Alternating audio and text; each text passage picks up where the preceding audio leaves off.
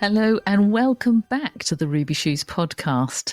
This week we're going to preview IODS Sweet Charity. They very kindly let us drop into one of their final dress rehearsals last week, and I got to chat to the director and also the actor who plays Sweet Charity, of course. Then we chat to the owner and creator of Thorington Outdoor Amphitheatre, which is just outside Saxmundham. If you've not been before, it is the most incredible space, and they have a packed summer show coming up. So we're going to hear all about that. And then, of course, we've got some fabulous shows coming up that you might want to check out in other theatres around East Anglia.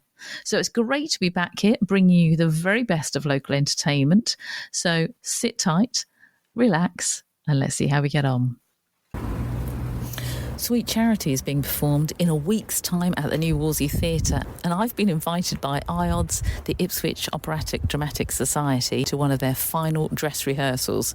So be quite tense, and they've let me come in, so hopefully I won't get in anybody's way, and I'm going to have a chat with the director and also the actor who's playing Charity. Wish me luck. Sally Broach, and I'm director of IODS Sweet Charity. Sally, it's a lovely musical to do, isn't it? Because there's some great music in it.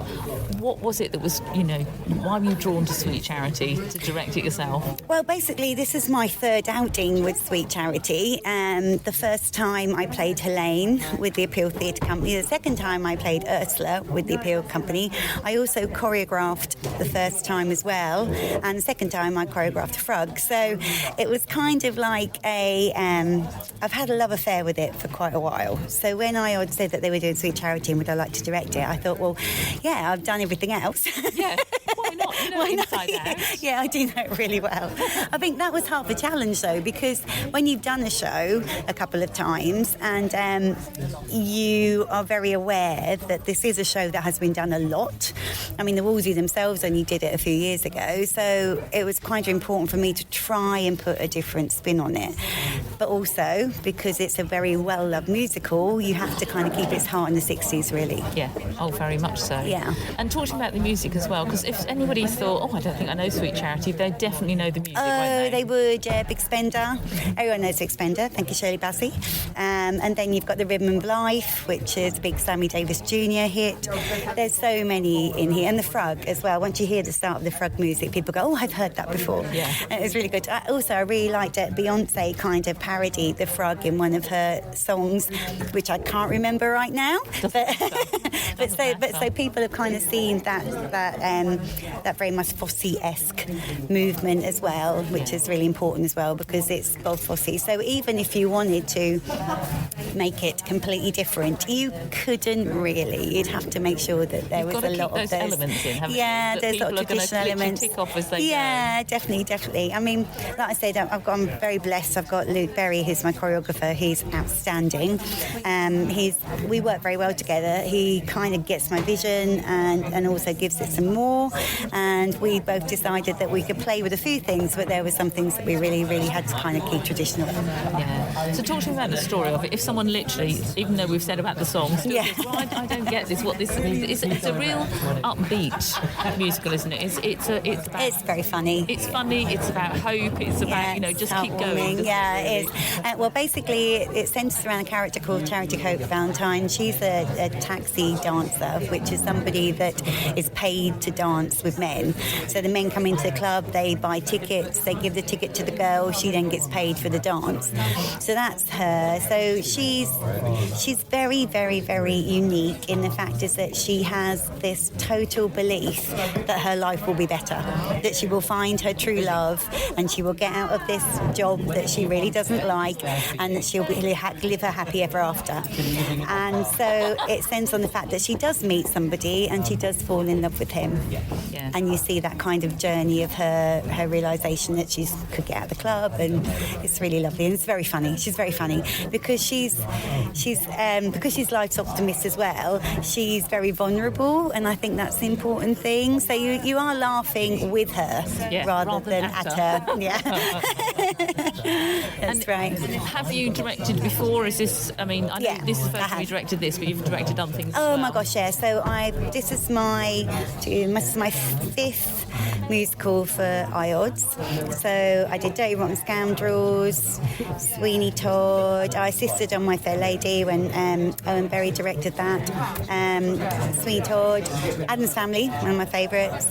Last year we did Fiddle on the Roof, which I was really, really excited about because having seen it in the 80s, I'd always wanted to direct it, and I was so pleased.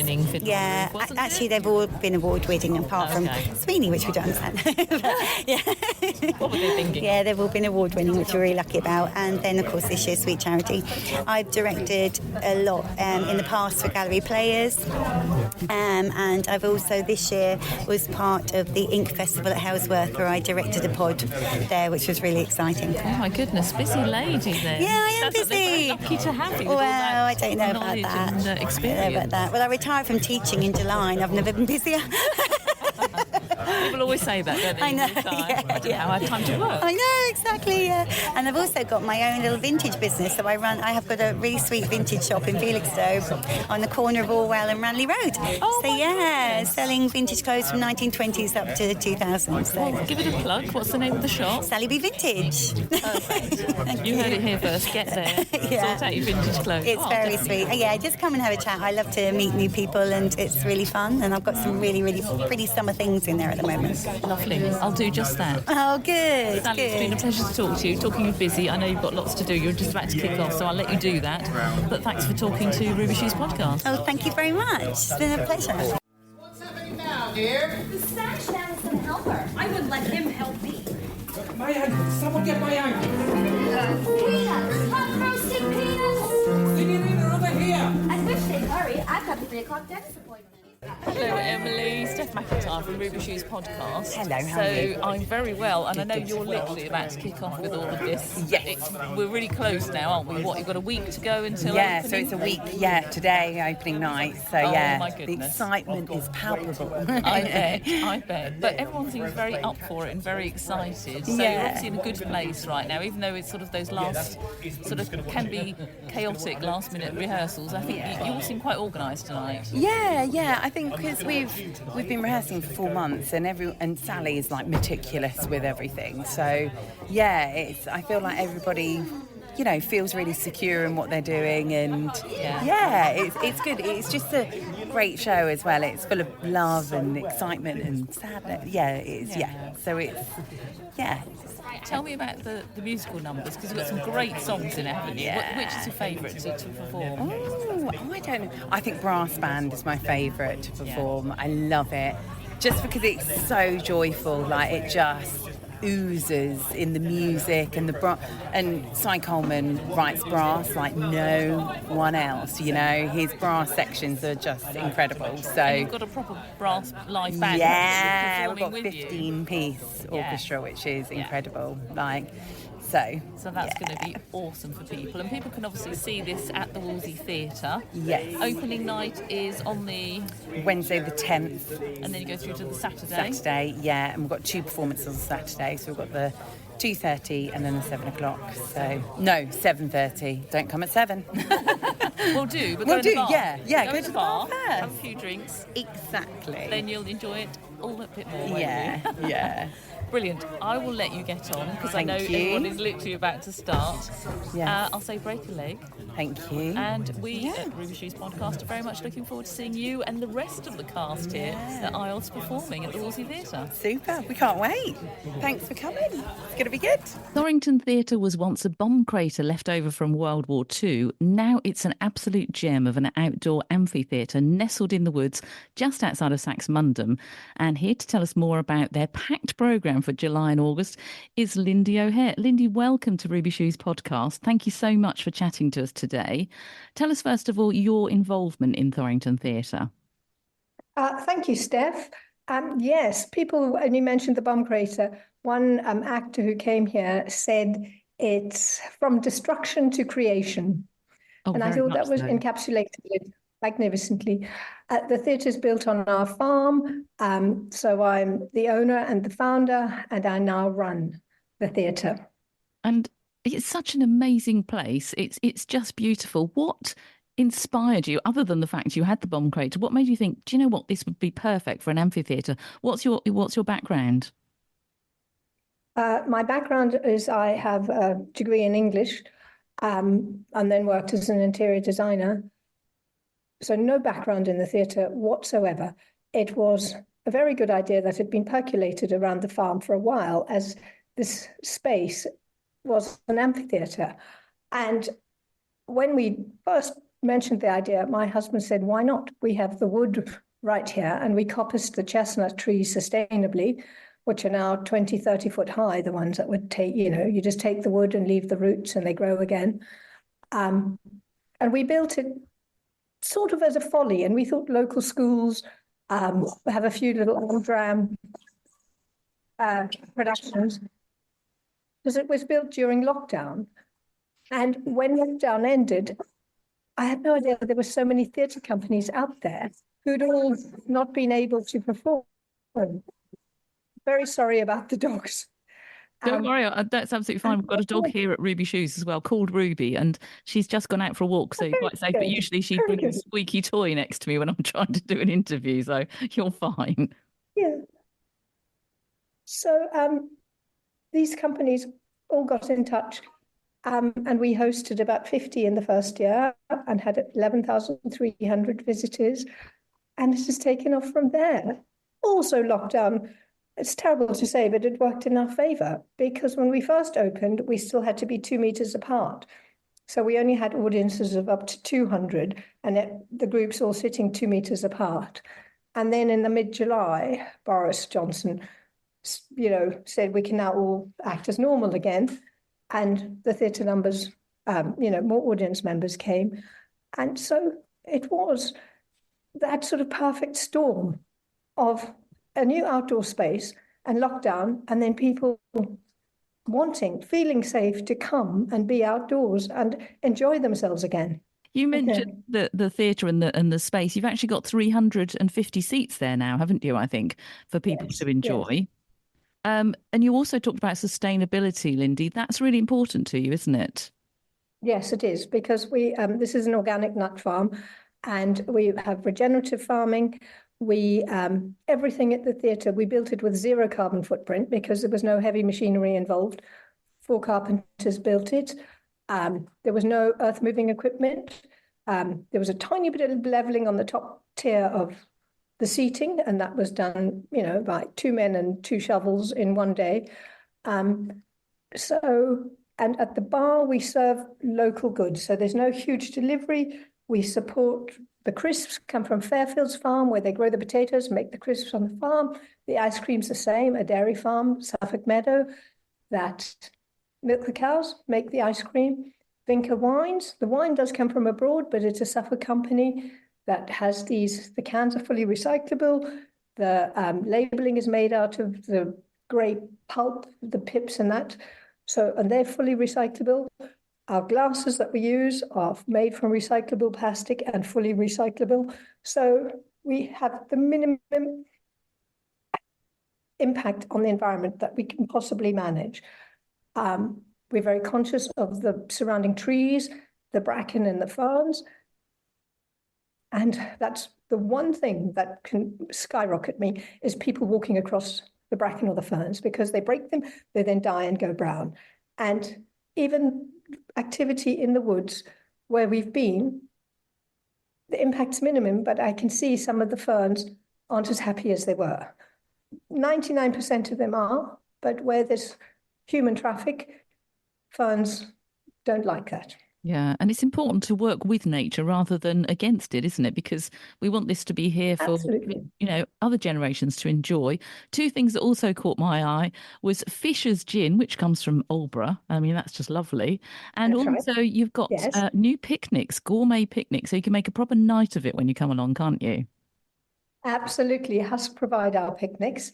And so when you book your tickets, if you'd like a picnic, you just scroll further down and you can book the picnic. It's delivered to the picnic area an hour before the show for you to enjoy. And having had them a number of times, they are delicious. Sounds wonderful. Now, tell me about the programme, because it is quite literally packed and it's so varied. How on earth do you fit so many different types of theatre and performances within a 2-month, window? we don't have the demographic as we would have in a city like the Theatre Royal in Norwich to have more than 2 shows of the same performance. So we have that rich and varied, so it appeals to everyone. And we have now a very broad local following, very loyal, who come to many shows. They'll come, we have 4 comedy a year, 3 Shakespeare, 4 operas. So there's something for everybody. And in July and August, end of July and August, lots of kiddies shows, also a few kiddie shows in May half term. For those holiday makers, and the audiences are always bigger in July and August because of the holiday makers. And it's a sort of it's become a destination venue for people. It's something else to do on holiday. They can go to the beach in the morning, come and see a matinee, The Little Mermaid, Robin Hood, in the afternoon. And the kiddies love it, have an ice cream. And it feels safe and open, and they're not constricted. We welcome dogs too. To make That's it a really good to hear. I didn't know that. Being a dog owner, I love dog-friendly places. Yeah. On and a this lead, Friday, yes. No, we don't well-behaved. part of the performance, do we?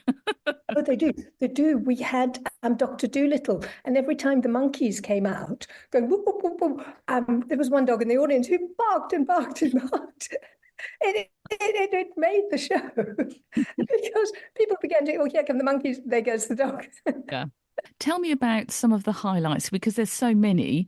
But for you, what would be a favourite one for you? You've explained, there's sort of children, there's opera, there's Shakespeare. What's something that you particularly look forward to, Lindy? Well, we have As You Like It by a company called Duke's Theatre Company, which is a magnificent theatre company. They started in lockdown as well. They focus on Shakespeare and they do it brilliantly. They stick to the words, but they update the time period. Their costumes, their sets are wonderful. On 19th of July, we have Rhys James, comedian, coming back for the 3rd time. I don't know, he just suits the space. He embraces the trees, the environment, the birds. They all fit into that. And then we start at the end of July, the children's programs, the Railway Children, The Secret Garden, Angelica Sprocket's Pockets, which I'm very excited about, a new one, and Robin Hood as always. Yeah, there's some plays, Secret Garden, Robin Hood, Jungle Book, Midsummer Night's Dream, which we have every year. The one play we do have every year. They just suit being outdoors in the woods. You can pretend it's Sherwood Forest. As You Like It takes place in woods outside Athens, but we have our woods. We have The Gondoliers, another brilliant Gilbert and Sullivan. Back to children's, there's Teddy Bear's Picnic, slightly older children. There's Beowulf.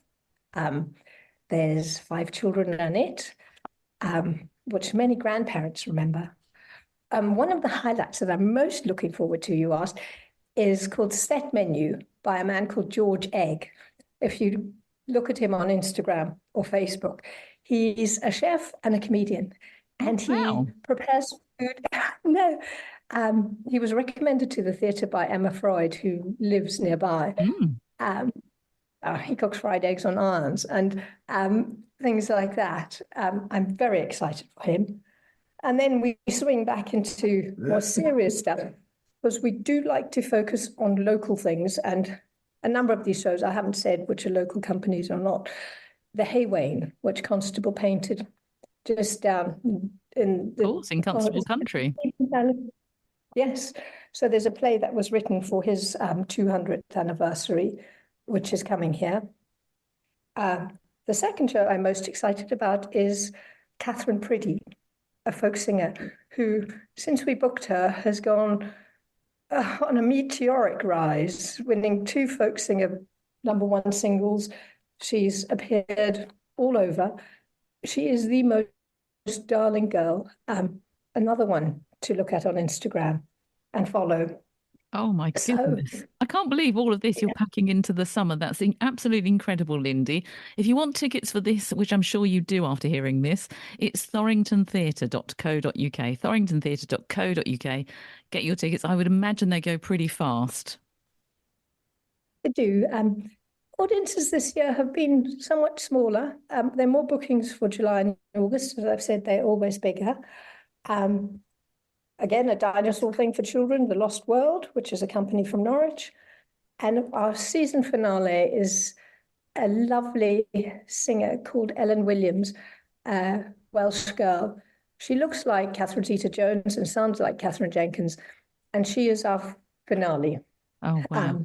And what date is that? That's the 31st of August. That will be the 31st of August. That's a massive one. Time to say goodbye. Solo Mio, she's going to sing all the favourites with her glorious voice. Singing an opera in the woods, just what they don't need sound or mics. It just soars because the acoustics, completely fortuitously, are brilliant in the space. Oh. Nobody designed that. It just happened. You've painted such a beautiful picture, Lindy. Thank you so much for talking to us today for the Ruby Shoes podcast. Wishing you a fantastic season. And we look forward to coming and enjoying some of the shows as well. Please do, Steph. And thank you for getting in touch. It's been a pleasure speaking with you. What's on across Suffolk with Stephanie McIntyre, sponsored by Ruby Shoes Podcast, your weekly entertainment news podcast, available from your smart speaker, Apple, Spotify, or you just follow Ruby Shoes Podcast on Facebook and click on the weekly podcast link to listen. There's a host of great shows on offer across Suffolk's magnificent theatres, and here's just a selection to tempt you. Tuesday the 9th of July through to Saturday the 13th, join the Sudbury Dramatic Society as they present Pygmalion by George Bernard Shaw. Just think My Fair Lady without the songs. The play is a witty rewrite of a Greek mythological tale. It tells the story of Henry Higgins, a linguist who endeavours for a bet to transform a Covent Garden flower girl into a duchess. It amusingly highlights the divisions of the British class system. It's being performed at the Key Theatre in Sudbury, so for your tickets go to keysudbury.com. Wednesday the 10th through to Saturday the 13th of July, IODS Theatre Company presents Sweet Charity at the New Wolsey Theatre. Hapless but unflappable charity Hope Valentine desperately seeks love in New York City in the 1960s. In this exuberant, groovy, hilarious musical comedy, Charity tries again and again to find her dream and make something of herself. Sweet Charity captures all the energy, humour and heartbreak of life in the big city for an unfortunate but irrepressible optimist. Musical numbers include Big Spender, If My Friends Could See Me Now, I'm a Brass Band and Rhythm of Life. For your tickets, go to wolseytheatre.co.uk. Thursday the 11th through to Friday the 12th of July, John Bishop is in town. That's Ipswich Town at the Ipswich Regent Theatre, with his show starting at 8 p.m. John Bishop is getting back at it, doing what he does best, with a new UK stand-up tour for 2024. After 2 years spent TV presenting, stage acting, podcast hosting, dog walking and decorating the spare room, John is getting back to the thing he loves the most, standing on stage and making people laugh. For your tickets, go to ipswichtheatres.co.uk. Friday the 12th of July at the Apex Theatre in Bury St Edmunds, celebrate the sound of a generation with one very special night at the Magic of Motown. Get ready for all the hits, glittering costumes, dazzling dance routines and outstanding musicianship in this breathtaking live concert spectacular. It's no surprise that this show is one of the biggest success stories in British theatre history, seen by over 1 million people, now in its 18th year touring the UK. You'll be going loco down Acapulco as you're taken down memory lane with all the Motown classics from artists such as Marvin Gaye, Diana Ross, Stevie Wonder, The Temptations, The Supremes, The Four Tops, Martha Reeves, The Jackson 5, Smokey Robinson and many, many more. Check out theapex.co.uk. You can always get in touch with us via our Facebook page. It's at Ruby Shoes Podcast. We'd love to hear about your forthcoming plays, your comedy, or any outdoor events so that we can come along and check them out and tell everybody else about them. And you can listen again to any of the Ruby Shoes podcasts via Apple or Spotify. or you can simply click on the podcast links on our Facebook page every week and follow us there too for all the latest entertainment news. I'm Steph McIntyre. Thanks for listening, and we'll chat more about live theatre and all kinds of entertainment next week. In the meantime, check out those socials at Ruby Shoes Podcast, whether it's Facebook, Instagram or Twitter. We'd love you to follow us, and you have a good week.